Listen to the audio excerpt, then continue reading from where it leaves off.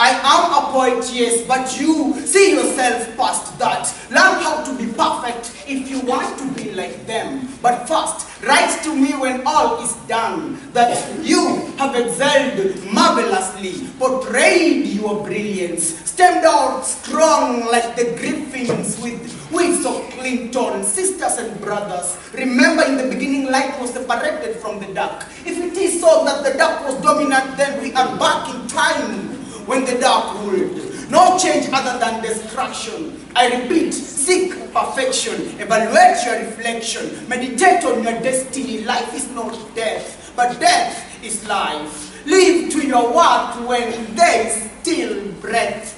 Sisters and brothers, little twinkling stars, let not a hungry hyena seduce, confuse, use, abuse, reduce you. Hope you know the stories of our mothers. Reason you have to stand strong and justice to yourself. Be yourself. Play not with dirt in your heart. At the right time, please seek love. And above all, dear brothers and sisters, if you want to be the top cream, you must know the supreme. Let not the modern holies lead you to holy plantations where faithfuls sow seeds of figures. Your faith is your choice, and so is your dress. Please be among the chosen. Stay safe with the chosen. And as I pet off, I want to let you know that I will still write. Of late, been turning pages into stages, going places, meeting beautiful faces like yours. I will never give up. And so do you. I will wake up with my talent always in my brain. My talent in my brain. My talent in my brain. See, by the Almighty God, I was given a brain not to drain, a brain I will train to remain, always to gain. So as you graduate today, I want to wish you all the best in life and the life to come. I wish you the best and may God bless all of you. Thank you.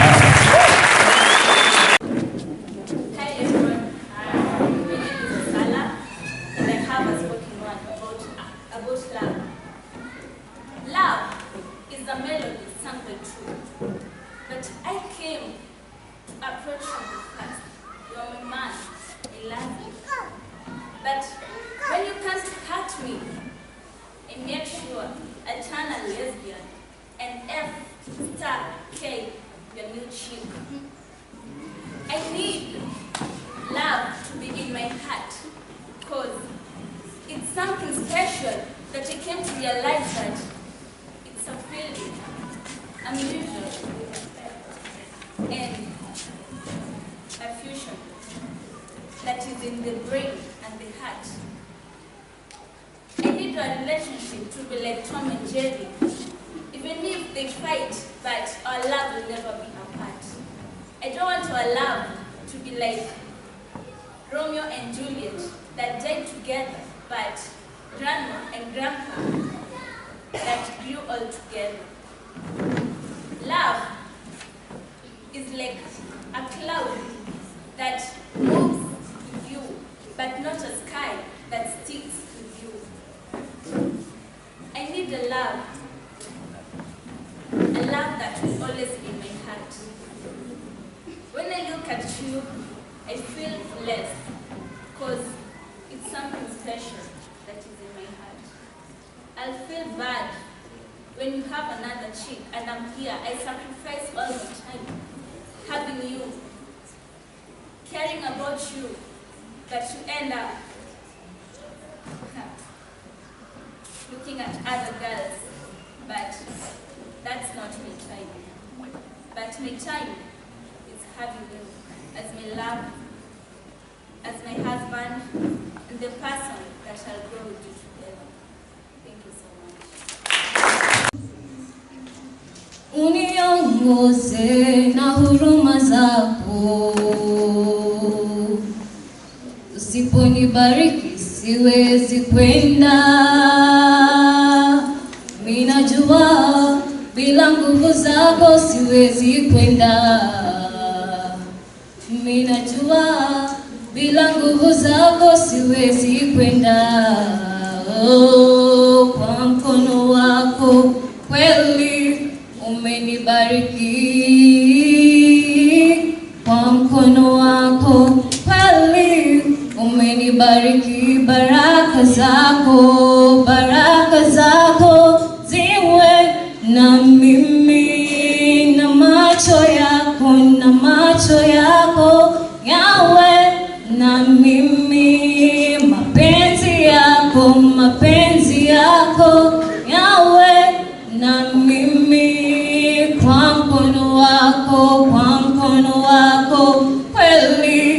umenibariki kwa mkono wako kweli, umenibariki. Ulinichagua kabla sijazaliwa, ukanitangulia nabii wa mataifa. Utanitangulia, sitaogopa chochote. Utanitangulia, sitaogopa chochote. Kwa mkono wako kweli umenibariki, kwa mkono wako kweli umenibariki. Baraka zako, baraka zako ziwe na mimi, na macho yako, na macho yako yawe na mimi. Mapenzi yako, mapenzi yako yawe na mimi. Kwa mkono wako, kwa mkono wako kweli umenibariki, kwa mkono wako kweli umenibariki. Tembea nami e Bwana, tembea nami Baba yo, tembea nami e Bwana, tembea nami Baba yo. Kwa mkono wako kweli umenibariki, kwa mkono wako kweli umenibariki. Baraka zako, baraka zako ziwe na mimi, na macho yako, na macho yako yawe na mimi. Mapenzi yako, mapenzi yako yawe na mimi. Kwa mkono wako, kwa mkono wako kweli umenibariki, kwa mkono wako kweli umenibariki. Baraka zako, baraka zako ziwe na mimi, na macho yako, na macho yako yawe na mimi. Mapenzi yako, mapenzi yako yawe na mimi. Kwa mkono wako, kwa mkono wako kweli umenibariki, kwa mkono wako kweli umenibariki. Thank you. Board member of Maji Mazuri, Mr. John Kiarin, Director, Oracom Solutions, Mr. Alphonse Juma, MSF representative, other representatives, invited guests, parents, and students. Good morning. Yeah, I feel very much honored to stand here today, this morning, to welcome you to this colorful ceremony, that we are here to celebrate the success of our students who have done us very proud, and I feel very happy to welcome you to this ceremony. So I would like also to share some few details. I know some of us, it's our first time to be here, so I would like to give you some small directions so that you don't feel stressed when you are around. So on this door on the right, there are some two guest rooms there. Washrooms, one is for the gents, the other one is for the ladies. And please, I would kindly request we leave those washrooms for our visitors, that is our guests, the parents and the invited guests. On the other side, when you turn on the other side, there is a big tank. On that side, there is some more washrooms. So I would kindly request the graduates and any other student who is with us to use those washrooms. So feel at home and enjoy. Welcome.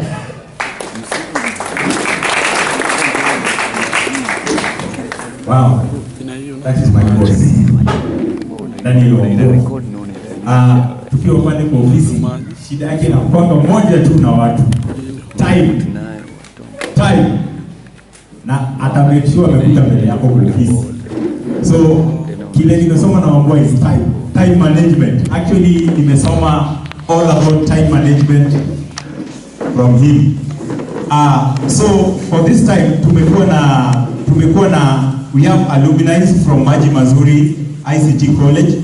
So for now, I'm going to welcome one of the alumni ambao sahi amekuwa in the job market for a duration of time right now. And at least atuambie moja mbili tatu kwa dakika 5 tu, kisha tutaendelea na utaratibu. Karibu Mutuko Francis. Tupige makofi ya kikuja. Nice.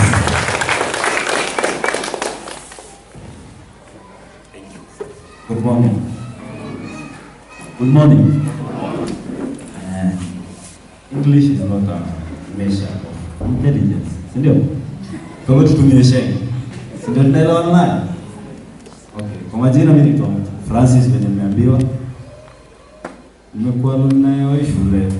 Sasa hivi niko na 2 years nje. 2 years ama nilikuwa na naelekea 3. Nini naweza penda kuambia? Hapo mnabishana na Jeep, na Wambua. And by the way, Jeep was my teacher, my trainer. Hakunanga mwalimu kwa ICT. Alikuwa trainer wangu. Nikamaliza shule. Tukawa pamoja. For a period of few months, ndio nikaenda job. So nilikuwa natakuambia hivi. Hapa kuna Wambua nimesikia mjambo wa time management.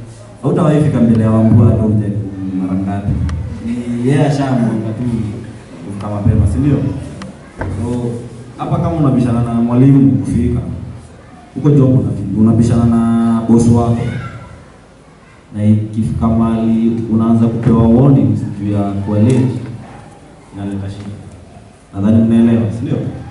Tenda kwa kampuni upate unalipwa zile hawazuna wako. Saa zingine maybe wewe unalipwa tu monthly. Kwa sababu kuja leo uongegusa utalipwa. But kama unalipwa according to the hours you work, sasa ile utakuja past, sema kama unafaa kuingia 8 kuja past 8. Si ndio? Ukikuja past 8 unaambiwa sign up umewa half. Umeingia 8:30 unaambiwa sign umewa half day.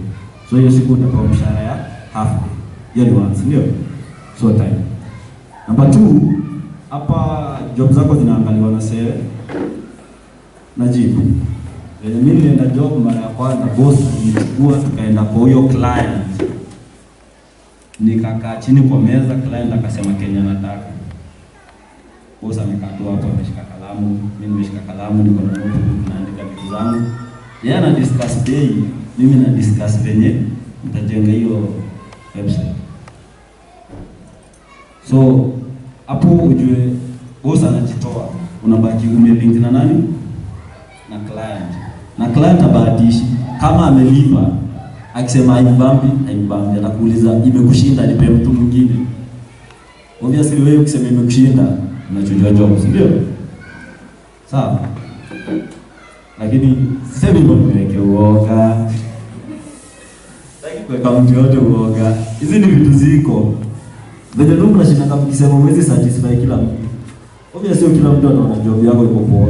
Sasa the first time I went for an interview, tulitoka kabla tuja graduate.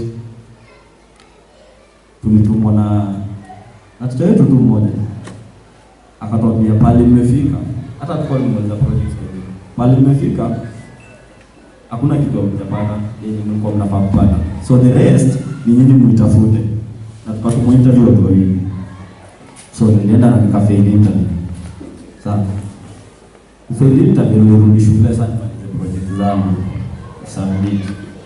So siku ya kuonesha huku sikubamba ule maybe ule mwenye alikuwa na interview sikubamba ama sikuji explain vizuri. So sikushinda nikibonda reason ilikuwa gani. Wanasema if I call you ndio umepata chance. If I don't call you, hujapata chance. Na hapo ni kwa. So sikushinda nimaliza mimi. So siku ya graduation watu wanapiga picha tu. The same guys.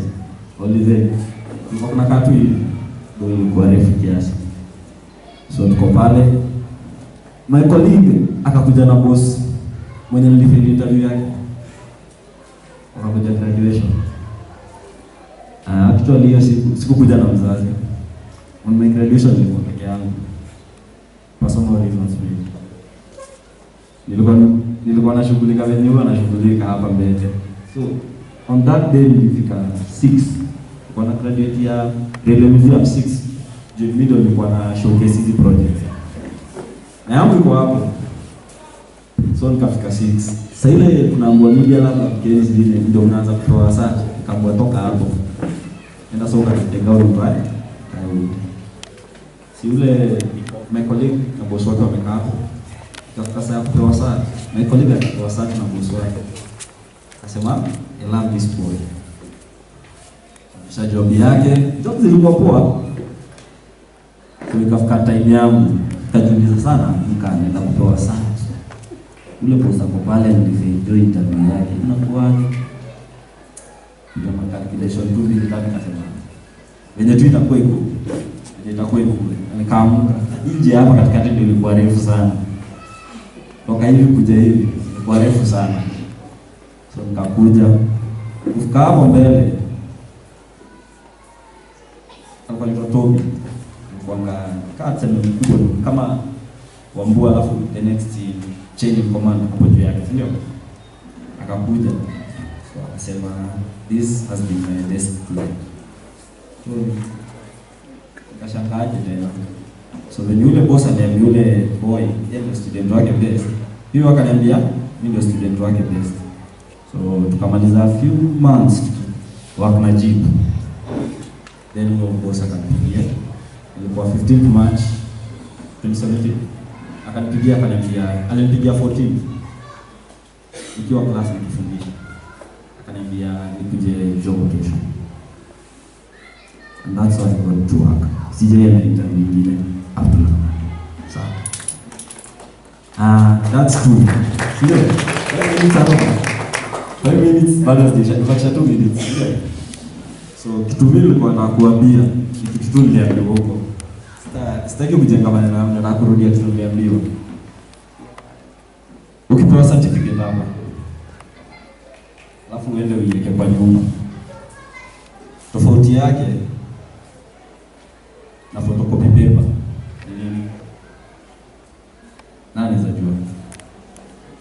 Ukipewa certificate na uende uiweke kwa nyumba, a photocopy paper itakuwa of much work than your certificate. Because at least a photocopy paper nikichukua kwa nyumba naenda nitumie kuprint. But certificate yako sitaifanyia kitu. Ni yako, si ndio? So ukiweka kwa nyumba, wewe ndio unajitakia. Sawa? Kile umepewa na trainers hapa hivi. Ni kama venye ushaona gari jump start hiyo. So ni kama jump start hiyo. So the rest of the path you walk alone. Alone in the essence that ukifanya makosa uko hapo ujirekebishe. Lakini usiende mahali ukiogopa kufanya makosa. There's only one thing I like saying. Fear to try is equal to power to die. Ukiishi ukiogopa ati na nikijaribu hivi ikifanyika mbaya client atete boss atete utaendaje? Hautaja jaribu hiyo kitu. Na hautaja jua kama unaijua ama wewe. Jaribu zote. Bora tu uko na positive mind ili kuataka chini. Mimi naona itafanyika. Sawa? Hata nisiwape advice mingi alafu iko niliongea tu mingi ya bure. Kwa sasa naweza sema the day is worth enjoying. Thank you. The thing is that the employers are here. So, tutajua ukweli, you know, today's graduation is that employers are here, students are here, and they will tell us what do they want Umejua kuna kwanga, I used to tell them, kuna kwanga na ile CV ya form 4, si ndio? Umetoka form 4 unatafuta job, alafu kuna ka CV hapo hivi unaandikanga. Alafu unapata employer amekataa, anachukua CV yako mirarua na ika kwa dustbin. Alafu wewe unashindwa, what's happening? Mimi nachukiwa. Alafu out of zile vitu tumetrain zote, watu umepitia kwa mkono zao wote, hujaipata job. Ende ulize nani? Ende ulize wazazi wako, mama, shida iko wapi? Maybe wanajua mali shida iko. Because huwezi kuatii, wewe ni empty mind. Ukiambiwa A, kesho ukikuja ulizwe, jana tulisema B. Kila maanisha something is wrong, si ndio? Employers pia wako na, kila employer ako na something ambayo ni touch yake. So for now, let me welcome a representative from MSF. Atupatie speech yake. Thank you. The Board of Management, the Director, Mr. Wambua, the graduates, the students, other guests, habari zenyu? Nimesahau parents pia, habari zenyu? Thank you. Naona hizi sura unakaa smart sana. Na graduates pia. Advice nimepata mingi kwa majina mimi naitwa Amina Hassan, nimetoka kwa organization inaitwa Medicine Sans Frontiers ama the Doctors Without Borders. Kwa lugha ile ilikuja na mimi kwa Kiswahili tunajulikana kama madaktari wasio na mipaka. Sawa sawa? Ni sawa?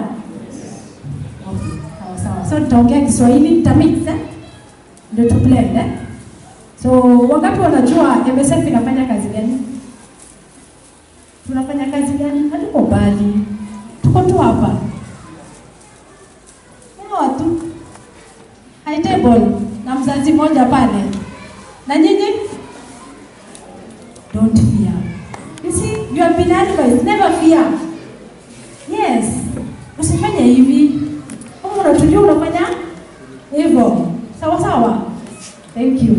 So generally MSF is an organization ambayo inadeal na cases za emergency, both man-made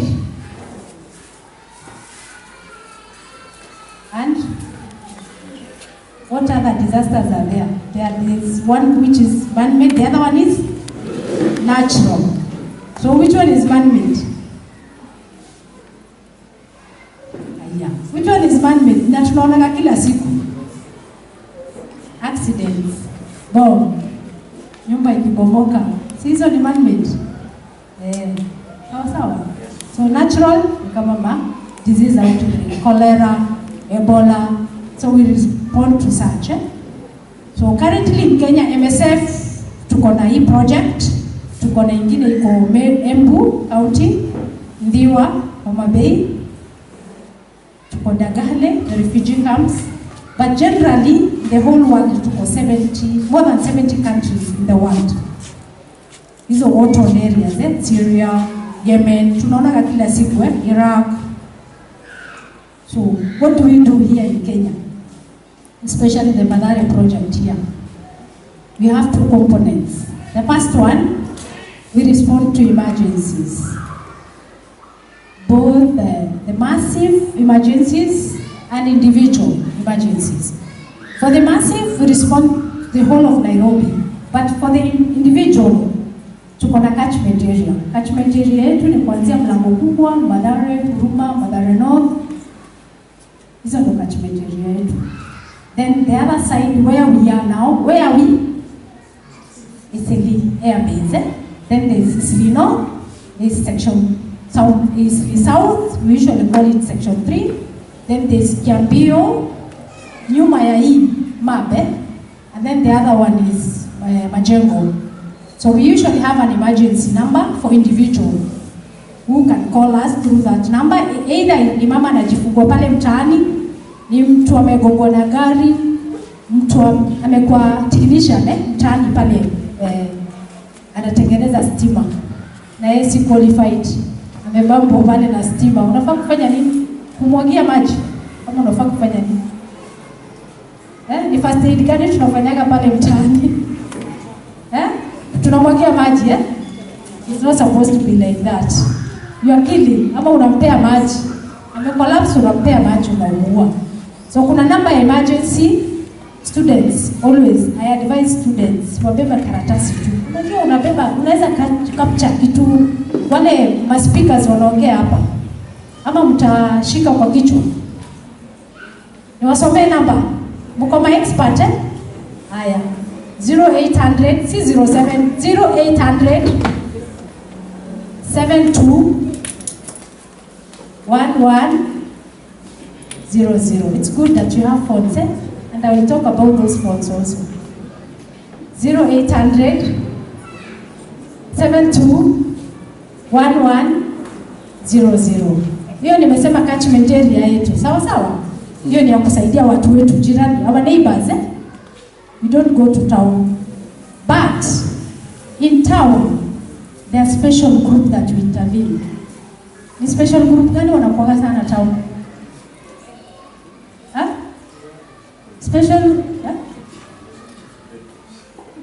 Special group of people that are feel wako very vulnerable na wako neglected. Ni kina nani hawa? The street children. Watoto wa mtaa. The street family. Imagine tunaenda mpaka town to intervene. Gara, bezao, wakitu saa zingine wanaga hata namba, wakiomba good Samaritan pale wakitupigia, huwa tunaenda kuwachukua. Sio wako neglected. Sawa, acha nimalizane na hiyo project. Project ya pili ambayo tuko hapa, tuko Kasarani, tuko Dandora, tuko Mkuru kwa Jenga, tuko Embakasi, Mama Lucy, Makadara. Na naongelelea kuhusu aina moja ya huduma ambayo watu hawapendi kuongelelea, kuhusu sexual violence. Ukisikia mtu ako sexually violated ama amedhulumiwa kingono, ni nini itakuja kwa akili yako? Rape. Rape ni aina moja ya dhuluma za kingono. It's only one form of sexual violence. Rape inatendeka baina ya nani na nani? Between two adults. So are we adults here? All of us? Yeah. Are we? You're not sure you're an adult. Wangapi wako adults hapa? You're not yet adults. Okay, you're still a minor, All right. So kuna ingine inatendeka kwa minors, ambayo tunaita defilement, kwa Kiswahili tunaita najisi. And then kuna ile inaweza cut across, kupitia sehemu ya makalio. Kwa Kiingereza tunaita aje? Sodomy. Kwa Kiswahili? Ulawiti. Very good. Kuna wasomi kwa Waswahili. Yes. Kwa lugha ya mtaa tunasema kugunyoa, ama kufunguliwa mabuti, Na hizo zitateka kwa mtu yoyote. Iwe ni mtu mkubwa, iwe mtoto msichana, mtoto kijana. Sawa? Then kuna ingine watu wapendi kuongelelea, ambaye mtu anatumia viungo zingine ambaye si viungo za uzazi. Kama gani? What is this? Mafinga, Tunaita digital penetration. Without a consent. Ukipenetrate. Sana kwa watoto wachanga inatendekana. The latest case ambayo tulipata kwa hizo facility ni mtoto wa 3 months. Mtu alikuwa anatumia kidole. You see how the magnitude is, Nimesema kila mtu. But it can happen to anyone. Wanaume in the house. Unaweza bakwa? Wanaweza bakwa? Sana. Okay. So, sexual violence inatendeka. Be it rape, defilement, sodomy, sexual assault, kindly make sure kama wewe ni survivor, enda hospitali within 72 hours. Why 72 hours? Why are we emphasizing on 72 hours? Everyone is watching there. Okay. Why 72 hours? Tuzuie magonjwa kama gani? HIV, STIs. What else can we prevent? Pregnancy. Sawa? And then tunampatia psychosocial support. Psychological support is also very crucial for issues of sexual violence. Then tunasema survivor hafai kuoga, hafai kutoa zile manguo alikuwa amevaa. Sasa ile kitendo cha ubakaji kilikuwa kinatendeka, anaenda hospitali alivyo, asioge, asitoe zile manguo, asikate kucha, asibrush meno, wala asichanue nywele, wala asiende chooni. Why all that? Because if you know the perpetrator, evidence iko kwa mwili yako. The moment unatamba with one, unaharibu ushahidi. That's why most of the cases zikienda pale kotini, umeenda after 1 year, even 5 months, 2 years, inachukua hicho, unaambiwa you don't have enough evidence. So ukienda hospitali, hizo zote zinachukuliwa, zinapelekwa pale mahabarani, and then kuna zile zinapelekwa for DNA. Mumenielewa hadi hapo eh? Haya. Youth, we have challenge with the youth. Issues of sexual violence. Wangapi wanaweza ongelelea? Umerepiwa, uliobuti. Wangapi wanaweza ongelelea? Mama. So mwezi ongelelea. Unaona mnaangalia wote chini. That is the challenges that we have. Actually, for facility, let me use the ladies. Between pregnancy and HIV, which one do you fear most? Pregnancy. Then you go over the counter. Buy what? What do we buy over the counter from the chemist? Huh? P2. P2. Okay. So actually, sexual violence ikitendeka, enda hospitali. It's important. Within 72 hours. Uwe msichana, uwe kijana, uwe mwanaume, uwe mzazi, yani mtu amekomaa kabisa, ule amezeeka, enda hospitali. Usinyamazie, magonjwa hayajaandikwa kwa sura ya mtu, ati mtu anaishi na virusi. Si ni kweli? Yes. Then sexual violence quiz at the change tactic. That's why I was saying hizo siku zetu mnabeba. Wangapi wanaenda kuangalia na pornography? Najua mwezi kuniambia porno. Porno is all of the day, yeah? For the youth. Naona nimekuza kama mnacheka. Data bundle, internet. Kwa cyber cafe kama una phone, hizo sites ndio tunaendaga. Ni madhara gani unaweza kupata ukiangalia pornography for long? You become addicted. Si kweli? So then meenda. Utasema nini? Mwanaume atafanya nini? Huyo ananionaga mimi kama picha eh? Sivyo ndio wazee wanasemaga? Huyo ana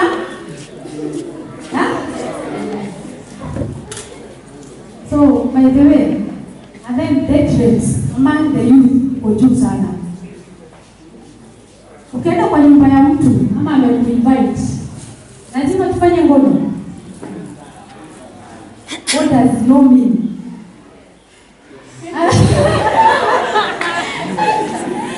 Okay. So kindly, ukienda date, si lazima ufanye ngono. Na mtu akikwambia no is a no, especially with the ladies wakisema no is no. However, she said no means yes. It's not like that. It means no. Sawa. So how do we talk about issues of sexual violence? For us, we have an emergency number. I will leave these cards here. Kindly, later on, just pick one. If you call us, we usually send an ambulance. But for those cases, kwa hizo hospitali ambayo nimetaja, utaki mtu akuchue, umedhulumiwa. Unajua there is a lot of stigma. Thank all of you for allowing us to come here. I came with my colleague Eunice, and I know she works a lot with the team that is here. That is the team that works at Oracle. But to start, I think I really appreciate you people and what you're doing. For us, we've been learning a lot, from the stories. Apewe asipewe. I wanted to come here so that I start dancing. So we really appreciate this time. So I think Eunice works a lot with the team that is here. I'll just share something shortly. Today we were in a meeting in the office. Yeah, so we asked the staff there. At Oracom we have a total of 45 staff, and our core business is web development. We develop websites, we design graphics, and also we do a number of things, bulk SMS, photography, and a number of things. Yeah, but for the sake of today, I just wanted Eunice to say something about the team she's been working with before I proceed. Tumpigie makofi. Hi, how are you? You're good. I like the look on their faces. Personally, I feel like we achieved it, you know? So these guys came to office the first day. We were with Monica, and they went round and they were reporting. They were very excited to see us. But then our office is a very humble office. So Oracle Solutions is a company that works with young people. Actually, I always say it's the oldest. All of us are quite young in the old. Another developer brand. So once you work with them, you even know the names of what we're being told. So that the three of them have worked a lot with you. And if you hear them saying what they've learned within those 3 months, they will tell you. They'll tell you they've learned tactics, they know how to use WordPress, they know how to use Joomla, they've understood some of the things they never were able to understand. To see tangible results for us, or for me personally, I feel good. I know that is a growth. That is somebody who can be able to deliver to a client, whether we are there or not. Then there is Monica and there is Kisa. Monica, Kisa. So these two became excellent digital marketers. Yes. These two she became very good with social media herself. She can run ads for you. So she can even bid for a big client. And also Kisa became very good with YouTube because she's also very good with graphics. Then there's somebody else also, I like his tremendous growth. That is Brian. So Brian, let me give you a story for Brian. Yeah? So Brian works with Zipporah. I wish Zipporah was here, just like Zipporah has a project in the office. Zipporah was stood here to talk. So Brian, we've done a lot. There is something called digital events, whereby we look at how digital is impacting schools, how digital is impacting lives, and if a school is being set up and they're using digital knowledge, you can be able to do digital and actually use it in a short period of time. So we actually gather these stories. The first one we did was in Mombasa, Sukibawa. I can tell you that first video. If you go to YouTube and watch it, that is the work of his hands. This brand here. Yes. So Brand shot that, and mind you, it's all about sacrifice and willing to learn. You will not live here and demand, you start from the ground. And be humble. Usichague kazi. Anzia chini, be willing to learn. Immediately you have pride, you will never go anywhere. Once you're willing to learn, and once you're humble, even God himself sees that and blesses that. God himself anafungonga akili yako. You now start seeing things in a different perspective. So you can imagine you used to go to work. That is on a Saturday. We go to work, and which in our institution, our office, we call it personal development day, because we believe you're not 100%. In technology, things keep on changing. In digital, things are dynamic. What happens today may not work tomorrow. So you have to keep up with the trends. So the minute you're living here, you're not stopping to learn. In fact, it's the time you're starting. So immediately you start, you finish, you go for a shoot. That shoot is being done until late, let's say 7, 8, and Brian is willing. You see, that kind of willingness to me, that is somebody who's not a complain, and it's not like it comes with anything else, but you have that thirst. Immediately you have that thirst to want something. They say, if you've never come here in chai, utaikosa sukari kwa chai, hutawajua what is sugar-less tea. You've never. But immediately you want that sugar in that tea, you will work. You will work your way. And you won't go out anymore. So that's the tea we work with, which I wish there were even more. But the beauty is there are stories created. And I wish feel that there's a change in Brian's life. And this change will come in Brian's life, they will have a positive light. Simply because one person, if you put one person in one household, just like this person will open doors for even more and more people. And those are blessings you can never count. So at Oracom, that's what we do. We're in Westlands, TRV, which we did not start here. Give you the story. We started from Kayole all the way up to second floor. And now we're a team of 45 working during the day. Some of them will work during the night. The night is really good because, especially for the new people, because you get more time, less instruction, very good internet, and you're able to learn even more as much as you can. So what you're given at Oracle is you're given a laptop, you're given convenience, you're given good time, and you're given mentors, people who have been there for 3-4 years. Many, if you're really curious, you'll go do something, go, so that whatever I achieved in 2 years, you'll achieve in 1 year. At least you will not spend so much time, yet I can see this is something you can use another road. So I'm very happy, I'm very proud to see you, all of you, and I'm very happy to also see the parents here, meaning that's a parent who believed in you, that's a parent who held your hand, took you to school. This is also a parent who said, you know, take that una fair and sacrifice supporting your fair. You know, this is a parent who said, unafanya, you know, like my parents in the late 60s, they always tell us and your computer. You get, but this parent believed in that dream. Hakuona the real, he or she did not see this day, but that parent is sitting there and saying, at least my daughter achieved this. You know, my daughter did this. My daughter, and that is a parent who sacrificed a lot. So make them proud. I've liked the talk she's given also. It is a very good talk. People actually know it, but you're also young youths. So you're going to do it a lot. And a lot is actually happening, especially in the tech world, because all of you here, everybody's using a smartphone. Everybody I know right now, because of Shika Sinyake. I'm very sure. So I wish you all the best. I'm very happy. Congratulations. And maybe we converse more. Thank you. Thank you very much. That's why it's always good to work with people who talk. So me, I'm a computer person. I don't talk a lot. So my work is made very easy. I think the only encouragement I can give all of you here is a story of one of the people we are working with. This is the story of Brian. Yeah, so when Brian came, I think the first day I received a call, and then I think it was one of you. Yeah, so when he told me that there is a group of people, they come from this place and they have been trained with development and they are good. You know, us in places where we are, watu wanatafuta watu wa university, sindio? Si makampuni mingi wanatafuta watu wa university.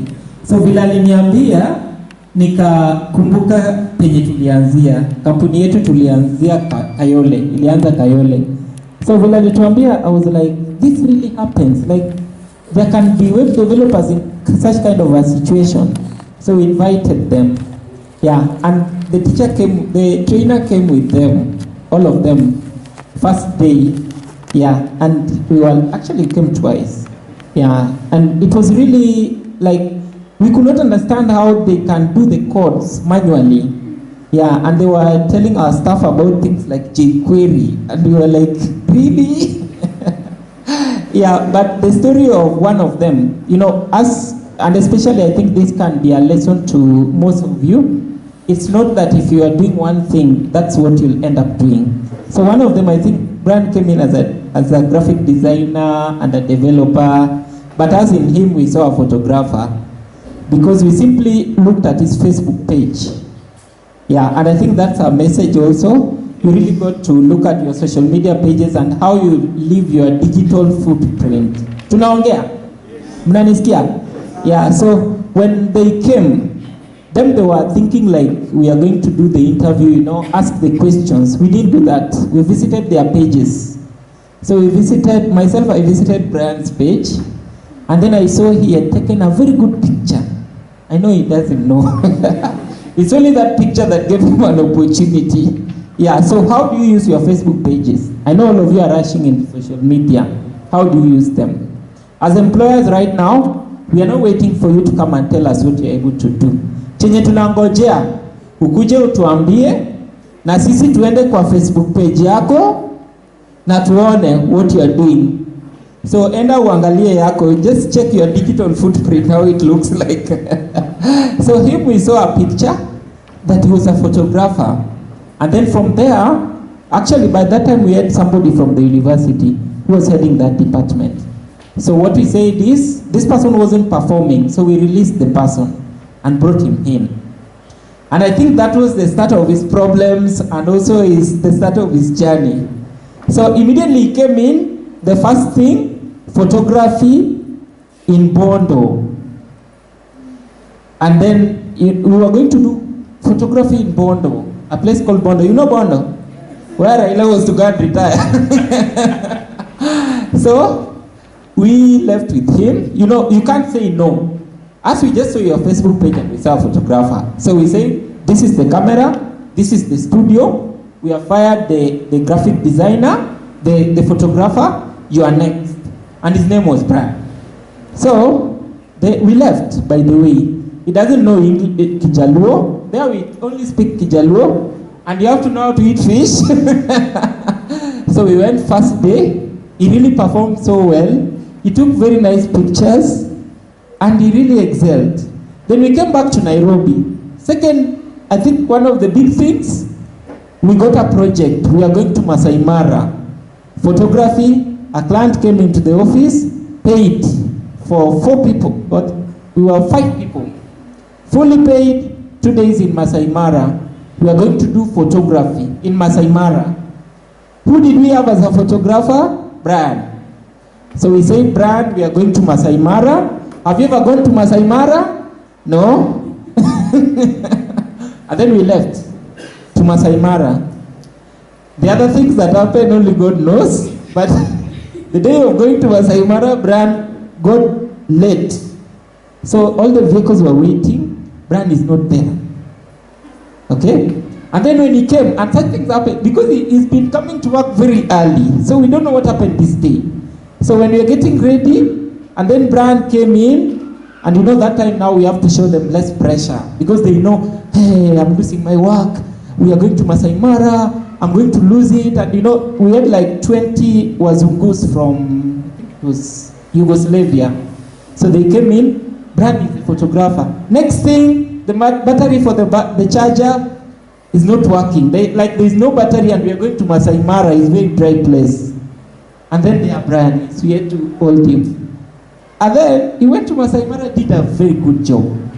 What we have learned from him, tumpigie makofi. Is that he didn't have time to prepare, sindio? Na nini ilimpea kazi ni Facebook page yake, sindio? Yeah, so he got it. And that is just the story of one. Almost all of them, they have done amazing stuff. Yeah, and today from the office, we really congratulate them because what they came in and they were able to do. So all the people who are going to graduate, I think for us, we're just learning a lot of things, but we are really enjoying kukua hapa na nyinyi. Yeah, so I think with those from Oracom, we really send our congratulations and we appreciate you people. I think there's a lot that you have still ahead of you. Thank you so much. Asante sana Alphonse, niliwaambia atasema. Si amesema kila kitu. Class nasemanga Facebook selfie. Siku ile unaenda job, client anaangalia anaona selfie azilipi. So leo umesikia. I always talk about that, right? Yeah, what is on your Facebook? Ni groups gani za WhatsApp uko ndani? Walevi sako. Zingine ni zinaitwa wakina mama chama, usiku sako. So, school employer, actually kuna something nilisema, angalia simu yako kwa contact from A to Z kama kuna mtu anakusaidia kwa maisha. Kama yuko, actually kuna mtu ulisave namba yake 2012 na hujaipigia simu, si anajaza phone book. Mtoe. You always say that, sindio? Yeah, that is the journey. So, this time now let me welcome Maji Mazuri Center International, Janet, yeye ndio county director. Janet Kabue. Wapi makofi ya Janet? Asante sana. Sorry, I'm not Madam Janet, I'm Wambua. So please allow me to intervene. Let me first give my remarks before I welcome our country director to give our remarks. So thank you, Wanjiku. So again, I feel so proud to stand in front of you today as we celebrate the success of our students today. So our chief guests, Dr. Wanjiku Kironyo, the country director of Maji Mazuri Center International, Madam Janet Kabue, board member, Mr. John Kiari, Oracom Solutions Director, Mr. Alphonse Juma, and Madam Eunice, MSF representative, CME Trust representatives, parents, graduates, and the other students. Good morning. Yeah, I am very honored and pleased to welcome you all to this colorful ceremony. Today is a day of joy, particularly for the graduating students and indeed for all of us. We are here today to celebrate the success of our students who are leaving this college today after a successful completion of their training period. My dear graduates, despite some hard tasks, sadness and grief that you may have encountered during your course, at the end of it, you have completed your studies with great achievements and beautiful memories. Education is more than imparting knowledge and developing thinking skills. Education plays a very important role in building of a character of a person. Being tough to you as trainers, as the management of Maji Mazuri, does not mean that we hate you, but to prepare you for the great challenge ahead of you and to nurture you to build a strong foundation for the next level. And our guidance, you have attained this impressive milestone in your life with great honor. Today I'm very honored to say we are very proud of you and for the many achievements and various accomplishments that you have achieved. Your brilliant achievements in your training are indeed acknowledged. Your sweet memories will forever remain in our hearts. I and my fellow colleagues wish to thank you for the uncommon zeal you have demonstrated towards your studies, in your relationships with the trainers, the management, and among yourselves. Indeed, you have shown to us that you came from a good home, well-trained, and you have left a good legacy for the current students to follow. My dear graduates, as you leave this college, expect some challenges ahead of you. But I'm very sure with the skills that we have given you, you are going to overcome them. At this point, I want to request you to always be good ambassadors of the college and always be good to people that you meet up in your journey. Allow the words of God to guide you as you journey to the greatness. Think big thoughts and be optimistic. In whatever you do, you are among the best students in the world. God has put in each one of you talent and potential to be outstanding in your future careers, to serve Him and also to serve the people around you. On behalf of the college, I wish you best of luck in your days ahead. To our dear parents, I also want to say a big thank you and congratulations too, kwa sababu najua wengi wenu mmejinyima vitu vingi ndio tuweze kusomesha watoto wetu. Si rahisi kama mzazi kujinyima ndio mtoto wako asome. As I think it's Eunice or Madam from MSF said, wazazi wengine hawadhamini elimu na wanaona ni kama kupoteza wakati wanaopeleka mtoto shuleni. but I just want to say I'm very proud of you kwa kujinyima na kuhakikisha watoto wenu wameingia shuleni, and we are very proud of them. As Eunice was sharing and Mr. Alphonse about the students who are currently at Oracle, I felt like crying because I could see very bright future in those students. And those are the stories we want to hear from each and every student that passes through Maji Mazuri. So, mimi nashukuru sana. I want to say a big thank you to the team of 10 students who are graduating today with diplomas, and also to say to the course ones who are graduating today with the certificates. That is the story that lies ahead of you. Today is just a beginning, kama vile niliwaambia jana. Na ningependa kusema mbele ya wazazi, kwa sababu wazazi wengine wanaweza enda nyumbani wawaambie, so umegraduate, you have finished your studies, sasa enda utafute kazi.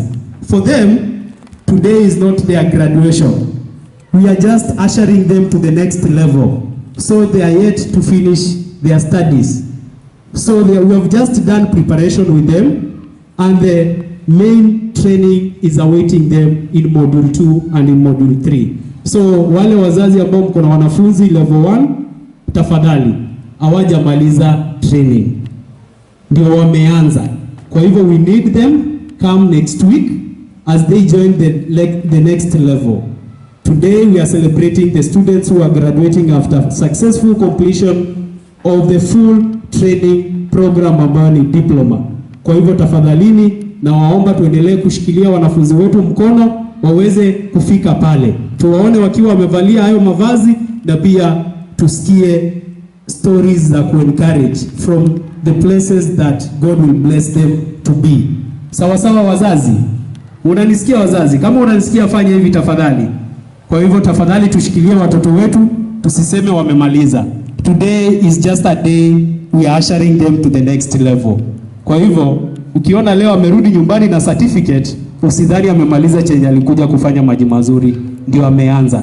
And because of time, I wish to take this time to welcome the country director of Maji Mazuri Center International, Madam Janet Kabwe, to give her remarks, and welcome our chief guests to also give her remarks as we go to the next level of issuing the certificates. Karibu sana madam. Good morning. How many people said hi to their neighbor since you sat down? By a show of hands. So this is your chance. Say hello to your neighbor.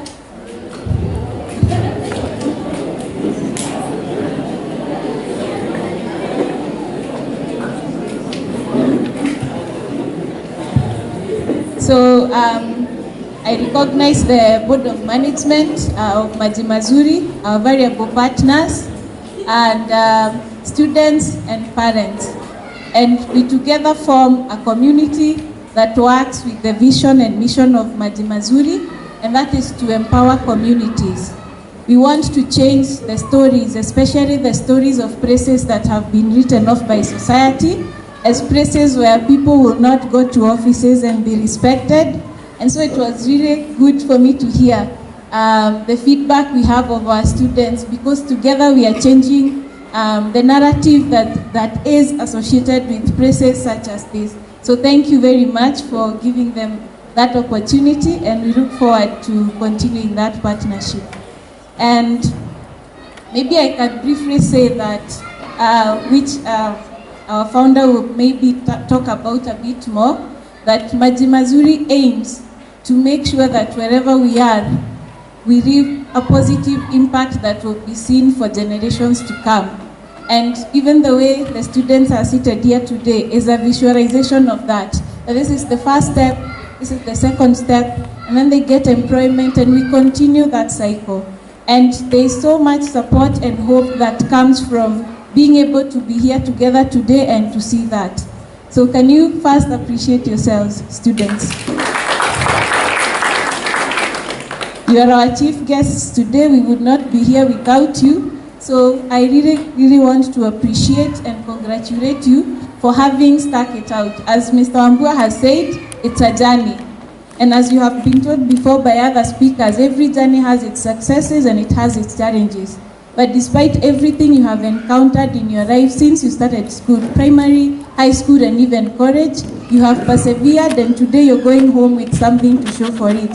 So for that, I congratulate you, and I want to remind you that at whatever step you are, remember to pause and celebrate it, because it's an achievement. And that achievement gives you the courage and self-esteem to go to the next thing. Because much has been said, I just want to remind you of a few things that you need to remember as you go and interact with the corporate world. And the first one is, as you have been told, is about integrity, that you're not only representing yourself, but you're representing the entire organization. Unaenda na jina ya Maji Mazuri, unaenda na jina ya community yako, your family's name. So everything you do, you have these 3 pillars of your family, of your society, and even of the organization that you're representing. So it's important that in everything that you do, that you remember there's a lot at stake, that people are looking up to you, that we want to make sure that even after you leave that place and we approach them, saying we have to kona wengine wa Maji Mazuri, what do we want them to say? Yes or no? We want them to say yes, so you are the one who determines that by how you represent Maji Mazuri in the organization that you will go to. So we want our colleagues and our neighbors to succeed. So si tumewatangulia, lazima tuache tumetengeneza CV, sindio? So the next one is, as you are getting exposed to computers and the internet and technology, to remember that there are rules and regulations governing a country. A few years back, we could not hear about internet fraud, but right now it's a term, right? It's something that we hear often. It's something that people are being jailed for, and for that, I like telling people to ask questions. If you're being asked to do something by someone, create this for me, post it here, write this email to this person, create a pseudonym or an email. Remember, as you've been told about this phone, right now if the police want to know, what will they do? Wakitaka kujua niko wapi watafanya nini? They're able to trace me up to this point, right? So even if we think that the phone is facing me, so I'm the only one who knows what I'm doing here, that is not true. Everything you touch that is digital leaves a footprint. And that footprint is going to be traced back to who? To you. So again, we want to ensure that we safeguard you, and we also let you know anything that is given to you comes with responsibility. And the last one I want to talk about is self-care and remembering to be honest and to ask for help. You've been told before, and I want to repeat it again, that you have a community of people here that are supporting you. There is Maji Mazuri at the college, you have your employers, and you have your parents at home. If things get too hard, if life becomes challenging, please do not be quiet. Usinyamaze, sindio? Ask for help. Say, I'm not okay, I'm struggling here, and I need help. Because we've been talking about mental health, tumekuwa tukiona changamoto mingi sana for ages between 18 and 26. And I think the number of times you hear the word suicide nowadays has increased, sindio? And it's because we are in a society that chases after perfection so much. But we forget that we are human beings and everybody encounters challenges. I can tell you mine, everybody seated on that table has their challenges. Every person in this room has challenges. So you do not feel bad because you're struggling with something. It becomes a problem ukiwa umenyamaza na unaona ni kama ni wewe umekosea ama no one will listen to you. And so as Maji Mazuri, we have incorporated counseling in our programs. You can talk to either me or Mr. Wambua, and we will be able to work together. Because even us go for those counseling sessions, because it is important for everything you're going through in life to ensure that we have a team of people who are supporting you. Sawa sawa? So I again say congratulations, and I also want to thank and appreciate Mr. Wambua and his team. They have done exemplary work, and for that we appreciate you. So a round of applause for them. And maybe I would ask the youth advisor for the board to just stand and wave. So that Mr. Jerry is the one who represents the agenda of the young people to the board of Maji Mazuri. So again, I want to thank each and every one of you, and to say none of this would be possible without you, and for that we are completely grateful. And with those few remarks, I welcome our Executive Director and Founder, Dr. Wanjiku.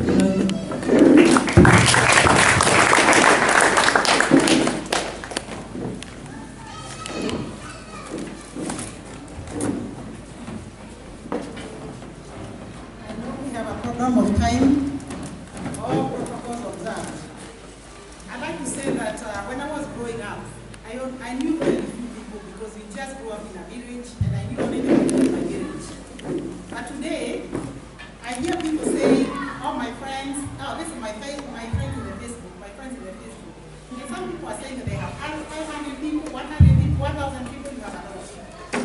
So what I can say about this social media that have come of age in this country and in this world has been a blessing to many of us and can be a curse to many of us. So what I'd like to say a few things about it is that now our parents have no more showers to give to you. I don't think your parents have a plot to give you, isn't it? There's nothing to inherit from your parents. The only thing that your parents can give you today is an opportunity to build yourself through the current technology. And so we have seen people from nowhere becoming somebody so big, somebody huge. People who are unknown. I remember my brother telling me that once he met Bill Gates long time ago in Nairobi. And Bill Gates was nobody.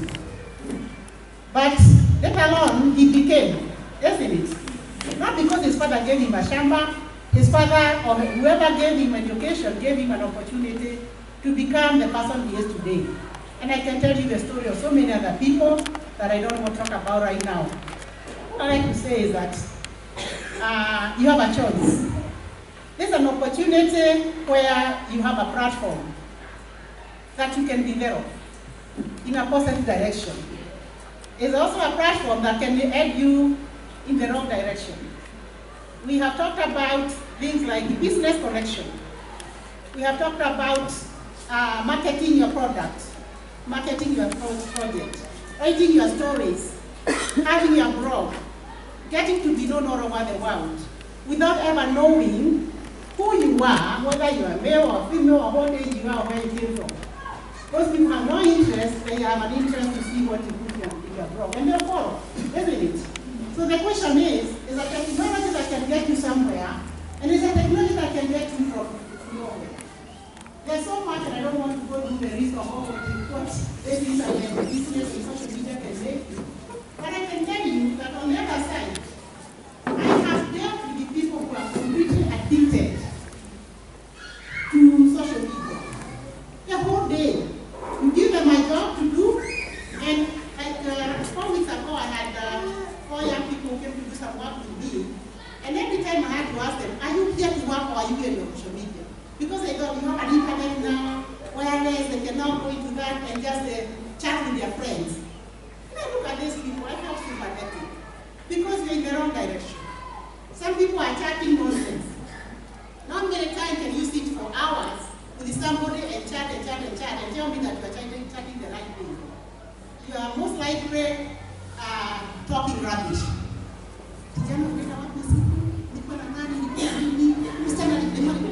Those kind of nonsense is what you hear most of the people chatting about. So the thing is, you can make the best use of this technology, and it can help you. It can also be very addictive. It can also help you to build yourself whatever you don't know. I never knew how to cook chapati. Now if I want to know how to cook chapati, I can go to your social media. Even ugali, even geveri, everything, isn't it? Even dancing, even braiding the hair, whatever, even makeup, everything can be taught to you today. You can learn whatever your parents and your school will not teach you. If you utilize this technology in the right direction. But also it can mislead you. I was looking at the other day when how the FBI investigate people who are using this technology on pedophilia. And so what I saw is doctors, a person who has gone to medical school and became became a doctor, being arrested, handcuffed, because he is in the he's in the same page with a person who was arrested there somewhere in Australia, who they have been exchanging photographs, pornography. I look at it, professors at universities doing the same thing, polluting their mind. So what I simply call this technology is it can be a mind polluter. Where you put the garbage, you know what to come out of that garbage. It's something smelly. So we can become, I have met women who tell me, I don't know what to do about my husband. He's completely addicted to pornography, killing the marriage. I have seen people who are addicted to just looking at the very, very nasty sites. And so what you normally do when you start, you graduate to the next level. And you want to see more nasty and more nastier things. But don't forget, as Janet has said, today the social media can trace you, can be traced whenever you are and whatever you are doing. You know the other, last 2 years ago, 2 people were arrested, one American here in Nairobi, who was communicating with someone in Australia. This guy was initially arrested in America and he was in jail for 5 years. Then when he was released, he came here, he thought he was hiding in Africa, very far away in Karen, and he was picked from there. He was picked, and it is the FBI who reported, check that house, check that man, check that phone, and the guy was arrested like that. He's now again in prison for so many years. Is that how we want to spend the rest of our lives? So it's a big question that this is a technology that can be very useful to your life and can also be destructive to your life. And it does not look at you in terms of your education level, your social background, your economic status, your gender. It look at how you can utilize your mind. So my prayer to you, all of you today as you graduate, is make the best use of this tool. You look back some years and you appreciate where you have come from. I appreciate people who have really worked so hard. Edwin and people like Odiabo who has really helped the student. I've been to see the demonstration that you are doing with the student and I have been very touched. That you have really transformed their lives. I appreciate the work that was done, it has been done by Wambua to make sure that there is a backing because you are the future of this country. And I also like to request you people that even for you look back and say, I received, what can I give? I remember some of the people here, if I tell you, I met them when they were 7 years old. And that is one of our board of directors here. He was 7 years old. I think Janet must have been 19 or 21. Today she is the director of the Maji Mazuri. These are the people, I met Wambua when he was 13 years. And look at what they are holding the organization. I am retired, but the work still continue. And it will be people like you who are moving to the next generation, to the next level. Think about how you can help other people, how you can reach out to other people. Don't always think about what you can benefit. Because the beneficiary of what you have received is those people who are behind you. You can use this technology to be corrupt. You can use this technology to destroy the world. God has given you a gift, a talent. Keep on asking yourself, how am I going to use this talent? To build the nation or to destroy the nation? You can go into the social media today and construct poison of any kind and destroy people, isn't it? You can also use the social media to construct chemical that is going to help people in some of the diseases that are we have not found the cure, like HIV. So the question is, how are you going to use it? So my prayer to you, my request to you is please do not undermine yourself. Do not look at where you come from. Nobody asks you when you go to the offices in Westland, are you from Mathare? Does anybody ask you that? It is the way you present yourself with your skills and knowledge that is going to open that door to those offices. Do not underestimate yourself. Do not undermine yourself. Do not underrate yourself. Move forward and God will bless you. Keep on asking God to bless you every morning and to bless whoever you're going to communicate with or whoever you're going to meet every day so that they can continue to open the door for you. May God bless you. May your doors be showered with all the blessings. Thank you.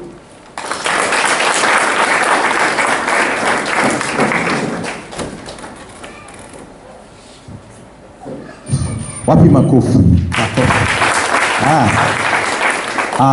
Now we're moving to another session, a special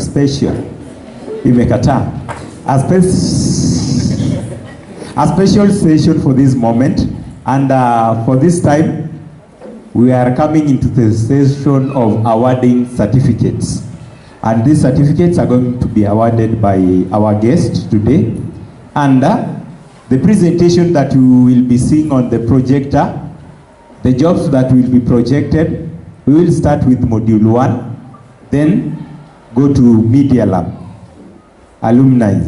So tutakuwa tunakuita, alafu unakuja unasimama hapa, then unapewa cheti chako, kisha unarudi kukaa chini. So tutaanza kwa utaratibu. So I don't know, Sewe, if you are ready.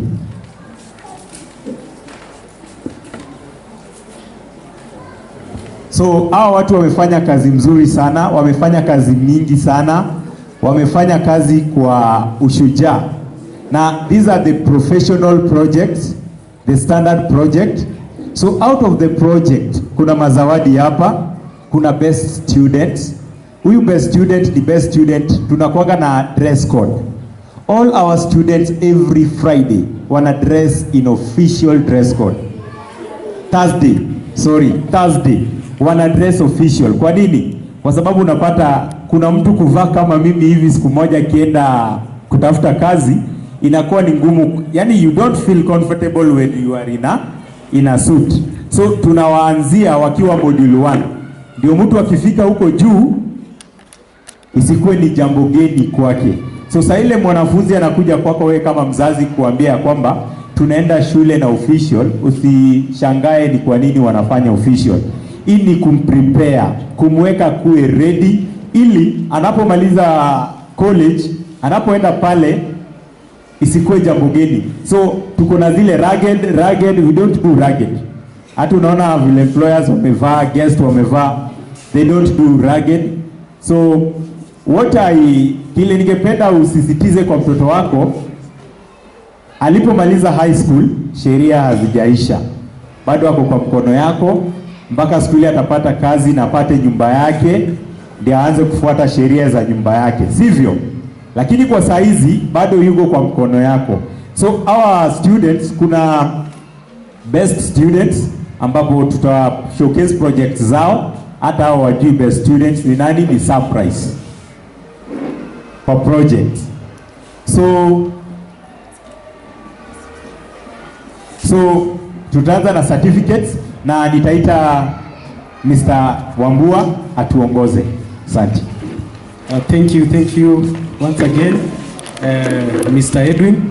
So tutaenda kwa haraka kwa sababu ya muda, kwa sababu wageni wetu kuna wale pia wanakimbia other commitments. Kwa hivyo tutaanza na wa course 1 students ambao leo wanapokea certificates as a preparation to the next level. Kwa hivyo tafadhali, kama mzazi ungependa kuja kuandamana na mtoto wako kupigwa picha ama kupokea certificate, tunaomba ufanye hivyo kwa haraka, kwa sababu tutaenda kwa haraka sana. So nitakuwa nasoma majina mawili matatu so that mnajitayarisha, mnajua who is next. Then I request our guests also to help us in issuing these certificates. Kwa hivyo nita request Madam Esther to start awarding the certificates. And the first certificate goes to Ayub Otieno. Ayub, makofi kwake. Atafuatwa na Anderson Mutie. Atafuatwa pia na Lin Mulati. So tuangalie kamera ndio tuweze kupata kumbukumbu. Yeah, tunaweza tumia hii njia so that tupe cameraman ample time ya kufocus. It's okay, you can sit. Thank you. Anderson, ungekuwa umefika hapa so that Ayub akitoka tu ni kuingia. Akifuatwa na Lin. Lynn ungekuwa umesimama hapa so that Anderson akitoka pia wewe uingie tuende kwa haraka tafadhali. Haya, kazi zao zinaendelea kuonyeshwa pale katika hiyo projector. Those are some of the projects that they have been able to do for those 2 months. We have been with these students for only 2 months, and you can see the kind of job they can do. So it's very wonderful. Afuato na Noah Etabale. Yeah, those are posters and business cards. Zile au wanafunzi wameweza kudesign on top of learning the ICDL. Atafuatwa na Stacy Wamboi kwa karibu. Afuatwa na Joseph Gaishoro pia awe karibu tafadhali. Afuatwa na Ian Mboro pia awe karibu tafadhali. Ya wazazi, tunaweza angalia kazi za watoto wetu pale katika hiyo screen. That is what they have been able to do for the 2 months that we have been with them, and we look forward to them doing great jobs in the next 9 months ambazo zimebakia kuwa nao. Ian Mboro.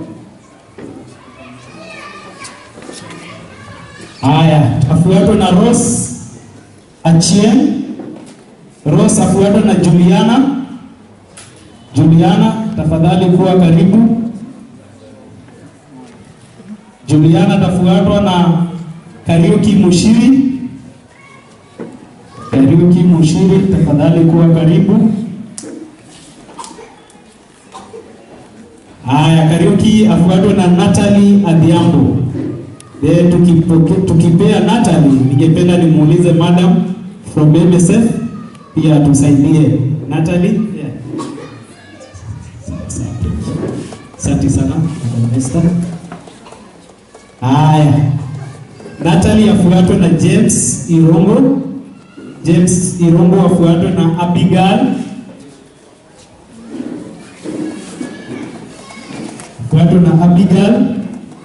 Abigail usikie ngoja. Abigail afuatwe na Joyce Nyambura afuatwe na David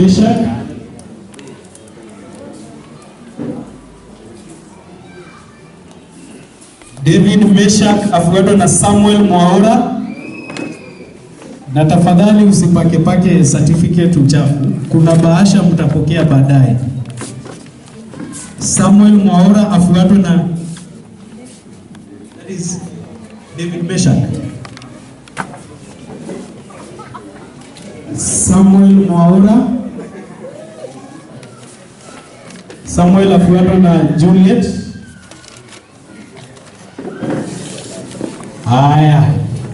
Haya, tukitoka hapo nitamuita Madam Eunice from Oracle tusaidie pia kuzawadia wanafunzi wetu. Thank you. Duncan Changuchi.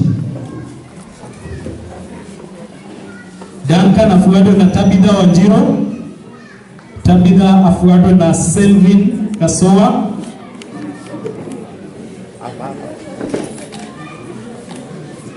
Tabitha afuatwe na Selvin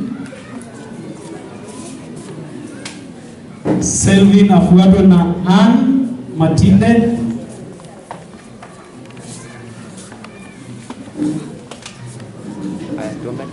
Ann afuatwe na Francis Bujiri. Ann Matinde.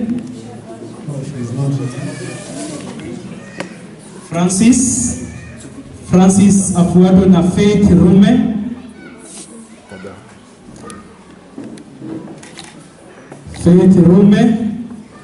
Faith afuatwe na Vivian Akinyi.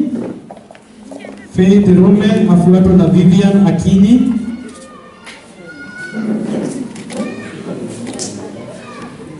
Vivian afuatwe na Paul Karioki.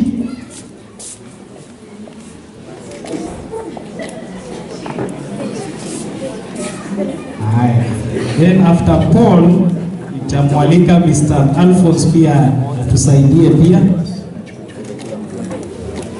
Haya, tufuatiwe na Paul Kivuva. Kivuva, umekuwa celeb. Yeah, that's good. Kivuva. Haya, Paul Kivuva afuatwe na Cecilia Wairimo. Cecilia Wairimo. Cecilia Wairimo afuatwe na Kennedy Kituko. Cecilia afuatwe na Kennedy Kituko. Kennedy afuatwe na Gilbert Musyoka. Tuangalie kamera. Kennedy Mutuko. Kennedy Kituko afuatwe na Gilbert.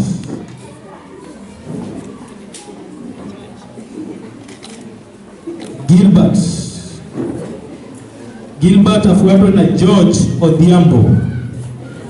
George Odhiambo.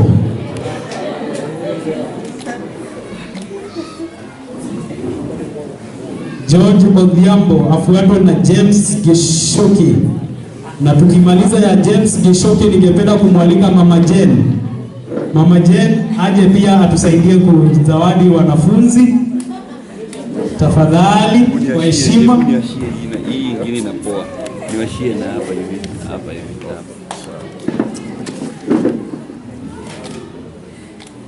Thank you very much. Karibu Mama Jane. Eric Mwangi aongoze.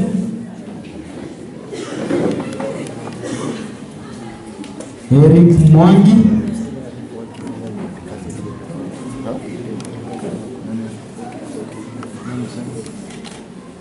Eric Mwangi afuatwe na Brian Karemeri. Brian Karemeri afuatwe na Morgan Opio. Morgan Opio afuate Brian.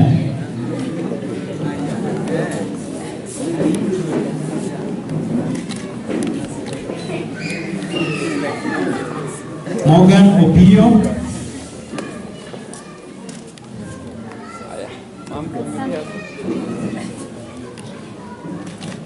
Haya, Alice Kalondu. Alice Kalondu afuatwe na Mary Wanjiku. Alice Kalondu afuatwe na Mary Wanjiku. Alice afuatwe na Mary Wanjiku. Mary Wanjiku.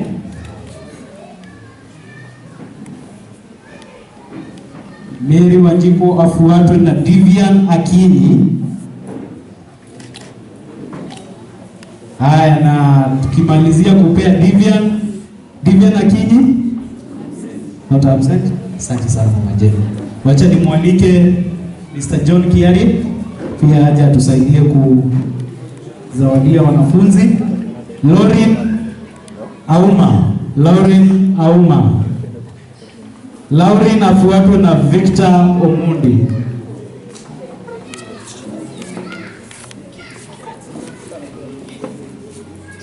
Afuatwe na Victor Omundi. Victor Omundi afuatwe na Mary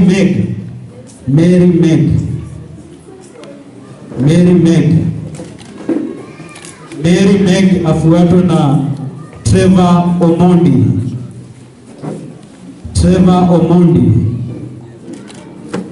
Trevor Omondi afuatwe na Nelson Ochieng.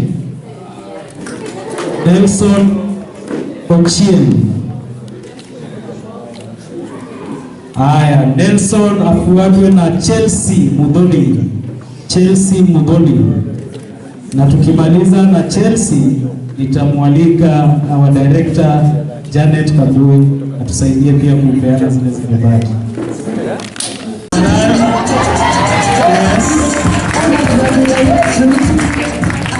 Asante sana. Haya, the last but not the least, Brian Gitonga.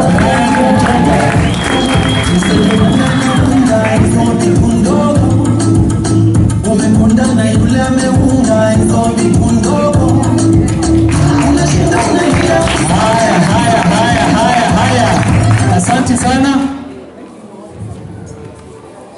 Thank you, our chief guests. Nitakuruhusu tu usimame hapo kidogo. tupeane zile zawadi ndio tumalize. Tafadhali all the graduates stand up, the diploma graduates. Nataka tuwapigie kofi moja mzuri na si hizi tu za kienyeji. Sawa sawa? Haya, wacha niweke hii chini ndio niweze kuonyesha vile tutafanya. Kuna kitu inaitwa mosquito, si ndio? Unajua inafanyanga nini? Inaliaga aje? Si ndio? Na ikikuja inakujanga ikipita hivi. Sawa sawa? So nikisema mosquito tunasema sawa sawa?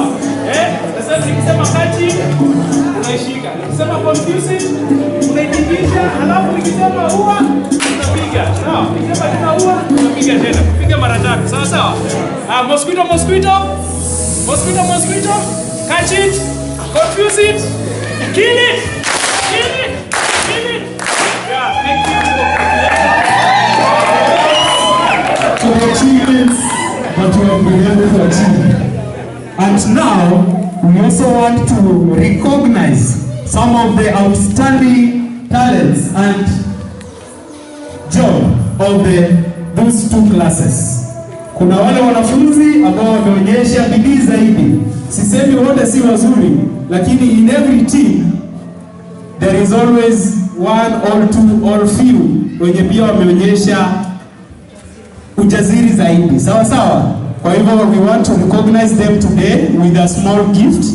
Na ningependa tuanze ku recognize our module 1 students. Na tuko na 3 categories in module 1. So ningependa kuita the first category ambayo ni the best design work for module 1.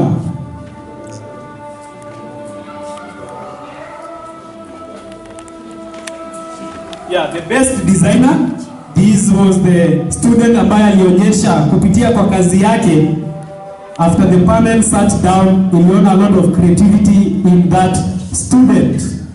And this student is none other than Faith Rume. Tumpigie makofi. Anapokuja kuna kitu ningependa kusema kuhusu huyo msichana. Faith, actually, she was the last student to join that class. 3 weeks late after the others had started. Actually, the parent had to convince me very much to give her that opportunity because I felt it was already too late for her to catch up with the rest. But it is shocking. She has emerged as the best. And the person who joined the late. So congratulations very much, Faith, for your hard work.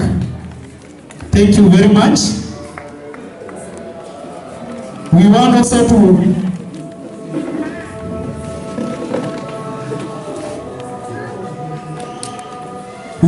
also to appreciate the best project, Module 1. The best project, Module 1.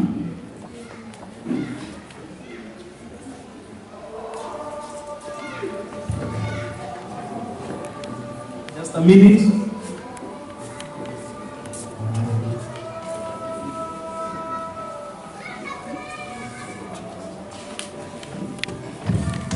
I just wanted to confirm something so that I don't award the wrong student in front of this congregation. Sorry for that. Yeah, the best project comes from Omondi Trevor. Trevor Omondi. Amekuwa na the best project.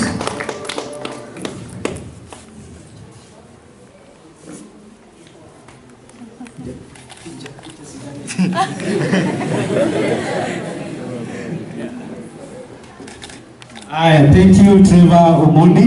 And also, now, not based on the class project, we also included the class project. We also looked at overall, in terms of discipline, even dress code, time management, and everything, every aspect, apart from the class one. We have the overall student, module 1, and this goes to Natalie Adiamo. Tupigie makofi. The lady with amazing talent.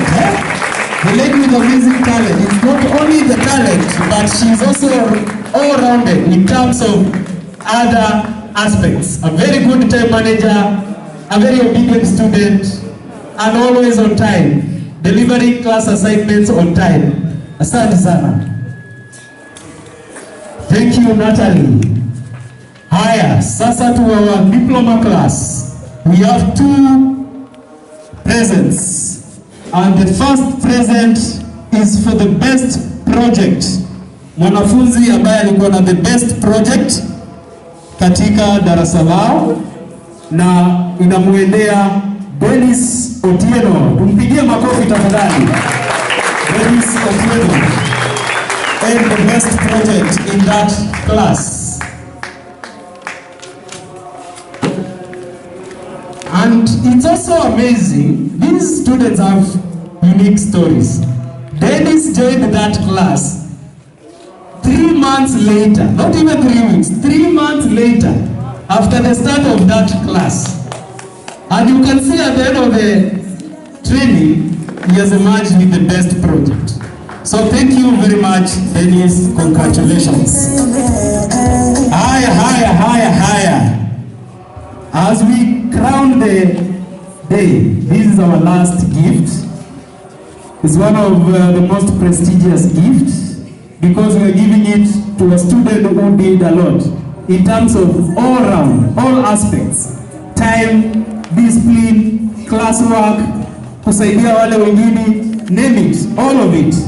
And this student is none other than Jane Joki.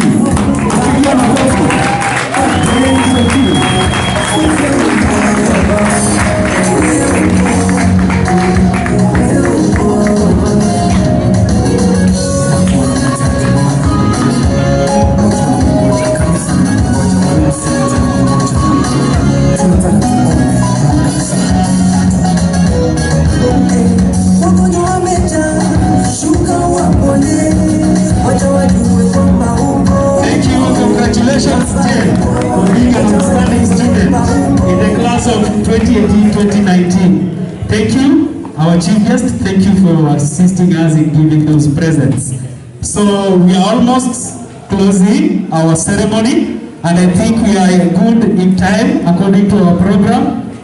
Actually, we are way ahead of our program and that's very good because I know we had a lot of other commitments and we didn't want to keep you all hapa mpaka mwanze kuboeka. Kwa hivyo right now, I think that marks the end of our official program in terms of presentations and awarding of certificates. Kwa hivyo vile nilitangaza wazazi, there is one announcement I would like to make for the module 1. After this exercise, all after this ceremony, we are breaking for 1 week. At least also to give the students small time to relax because they are now coming back for a very engaging level. Sawa sawa. Kwa hivyo wanafunzi wa module 1 tutawahitaji back in the school next week Friday tarehe 5. Tutahitaji wanafunzi wote wa level 1 so that we plan and prepare for the next level. Sawa sawa. For the media lovers, we are now good to go. We have released you and we want you to shine in your future career. Sawa sawa. So today we also prepared something small. It's not si chakula ambayo unaweza kula ushibe. It's just a small refreshment ya kutupea energy tukielekea nyumbani. Kwa hivyo tafadhali, ningeomba tuanze na wazazi. Our students wale mnahusika na hiyo maneno, you can move to that door nikimaliza. Tafadhali wazazi, tutatumia hii mlango kutoka. You just go around this facility, then tuingilie tena kupita pale hii. Tukipokea soda na some small snacks. Then tunaweza rudi hapa ndani, you have your snack. Then you'll be free to leave at your own pleasure after umemaliza your snack. You just finish, put the bottle back, then you are free to leave. We are through with the official program. Oh, so thank you very much. I was much excited mpaka nikasahau a very important function.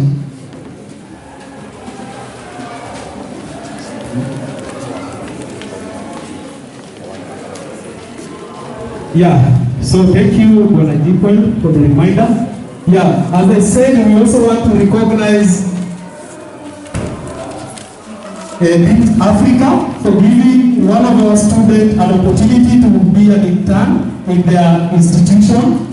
Davis Mama, who is working at Deep Africa, located in Thika, but their CEO could not be here today because she's out of the country because they are launching another project out of the country. So she sent the apology and we highly appreciate her support in that. So tafadhali tuko na group photos for our graduates. The first photo will be the Media Lab class with our chief guests.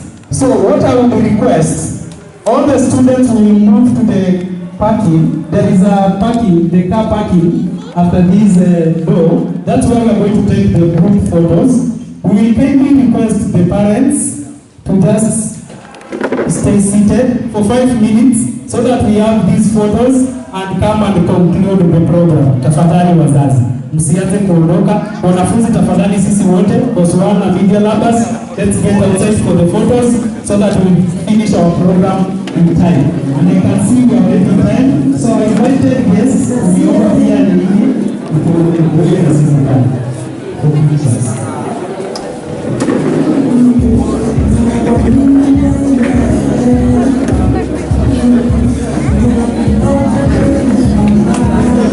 Naambia Naomi aje.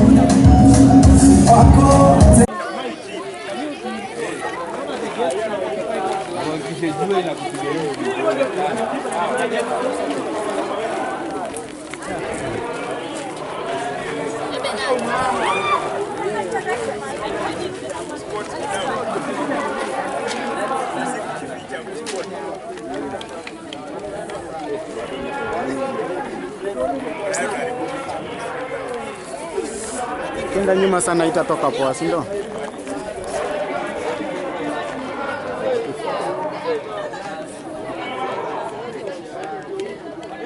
Haya, sawa. Iko poa, nishafanyika.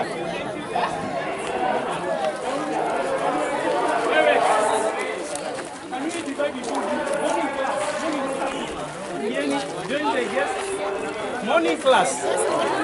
Go down and do very quickly.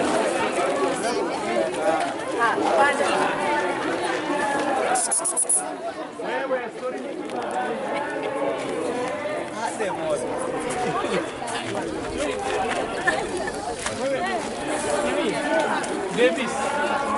Morning class.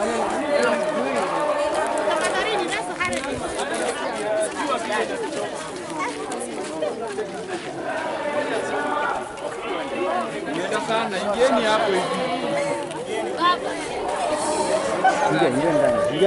Ingia ndani ya frame.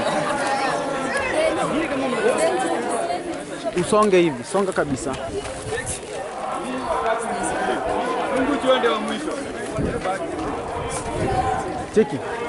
Kata hapo. Ingia hivi. Kata hapo.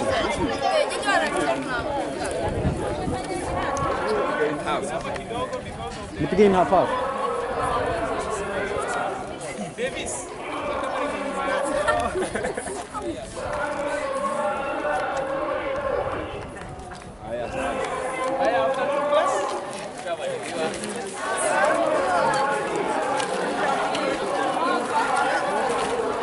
Hii beti na beti. Mtengeni bliki na bliki. Hii ingine imeisha. Hii ingine iko poa but itoagi.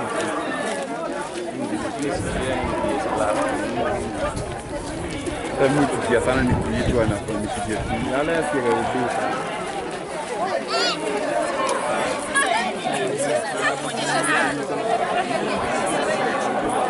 Oh. Hadi waanze kupanga moto. Check wewe ndio wa mwisho.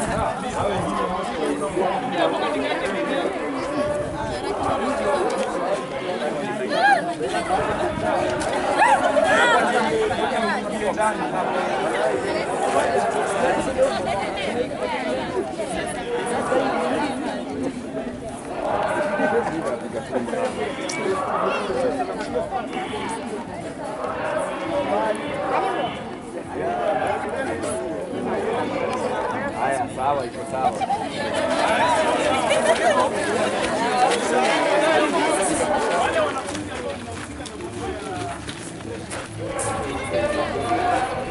Jijo.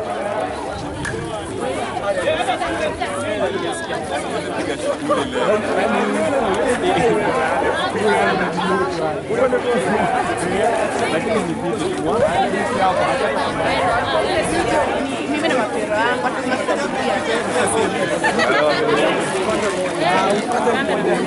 Hadi unangoja. Watu wanapari.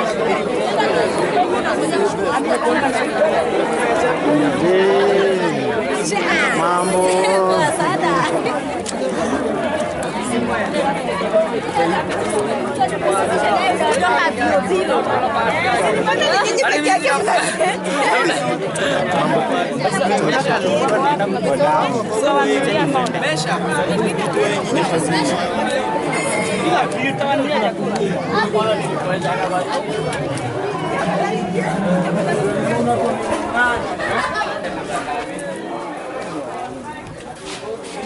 Natalie. Where is Natalie? Natalie? Natalie? Natalie?